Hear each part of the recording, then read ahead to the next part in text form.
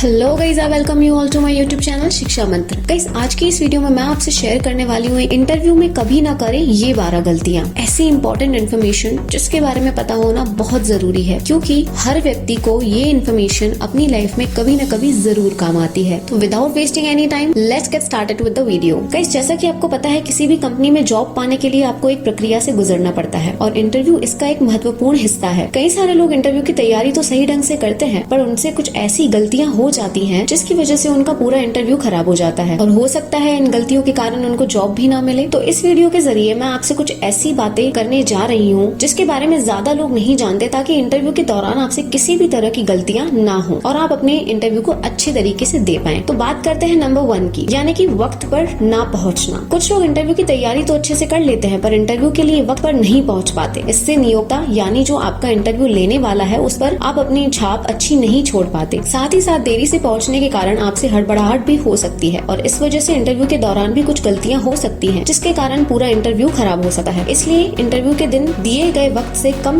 30 minute पहले ही पहुंचे। इससे हड़बड़ाहट भी नहीं होगी और आप इंटरव्यू के माहौल में भी अच्छे से घुल मिल जाएंगे। नंबर 2, बेचैन रहना। जब इंटरव्यू देने के लिए आप पहुँचते हैं तब कई बार आपको आपकी बारी आने तक रुकना पड़ता है, यानी कि वेट करना पड़ता है। इस दौरान अगर आप बार बार घड़ी देख रहे हैं, बार बार मोबाइल चेक कर रहे हैं, अपने हाथों को मल रहे हैं या बार बार इधर उधर देख रहे हैं, तो ये सब चीजें आपके अंदर की बेचैनी को और आपके सब्र की कमी को दर्शाती हैं। हो सकता है आप जहाँ बैठे हो वहाँ पर कैमरा लगा हुआ हो या कोई आप पर नजर रख रहा हो, क्योंकि कंपनी इंटरव्यू में आए हर व्यक्ति पर उसके हाव भाव पर नजर रखती ही है। इसलिए जहाँ पर आप बैठे हैं वहाँ एकदम शांत होकर बैठिए। वहाँ पर अगर कोई मैगजीन है तो वो पढ़िए, अगर कुछ भी नहीं है तो आप सिर्फ शांत होकर कंफर्टेबल होकर वहाँ बैठिए और ज्यादा बेचैन मत हो। नंबर 3 की बात करते हैं, बॉडी लैंग्वेज का सही ना होना। ये भी एक इम्पोर्टेंट पॉइंट है जो आपको पता होना चाहिए। जैसे कि इंटरव्यू के दौरान आप एकदम सीधे और कंफर्टेबल होकर बैठें और जब आपको कुछ पूछा जाए तो अपनी बात बताते वक्त हाथों का इस्तेमाल भी करें। हाँ, पर जरूरत से ज्यादा नहीं। इसके अलावा अपना हाथ इंटरव्यू के टेबल पर यानी इंटरव्यूअर के टेबल पर बिल्कुल ना रखें। साथ ही साथ बालों पर हाथ फेरना, बार बार चेहरे को हाथ लगाना, ये सब चीजें इंटरव्यू के दौरान ना करें। बात करते हैं नंबर 4 की, सही कपड़ों का चुनाव ना करना। कुछ लोग इंटरव्यू में भी बड़े ही अनौपचारिक यानी कैजुअल तरीके से कपड़े पहनते हैं, जैसे कि जीन्स और टी-शर्ट, जैकेट या किसी पार्टी या फंक्शन की तरह कपड़े पहनते हैं और इसकी वजह से नियोक्ता पर आपकी बुरी छाप पड़ती है। क्योंकि जब आप इंटरव्यू के लिए जाते हैं तो वहाँ पे सबसे पहले आपके कपड़े देखकर ही आपको आंका जाता है, यानी जज किया जाता है। इसलिए इंटरव्यू के लिए आप सही कपड़ों का ही चुनाव करें। जैसे पुरुषों के लिए फॉर्मल ड्रेस बेस्ट ऑप्शन है, वैसे ही महिलाओं के लिए साड़ी या पारंपरिक भारतीय सूट ये अच्छे ऑप्शन हैं। आते हैं नंबर 5 पे, सवालों के गलत जवाब देना। कुछ लोग इंटरव्यू में फेल हो जाने के डर से जिस सवाल का जवाब अच्छे से नहीं मालूम उसका भी जवाब देने की कोशिश करते हैं, पर आपको ऐसा बिल्कुल भी नहीं करना है, क्योंकि नियोक्ता को इस बात का पता चल जाता है और इस एक गलती की वजह से आपका पूरा इंटरव्यू बिगड़ सकता है। इसके लिए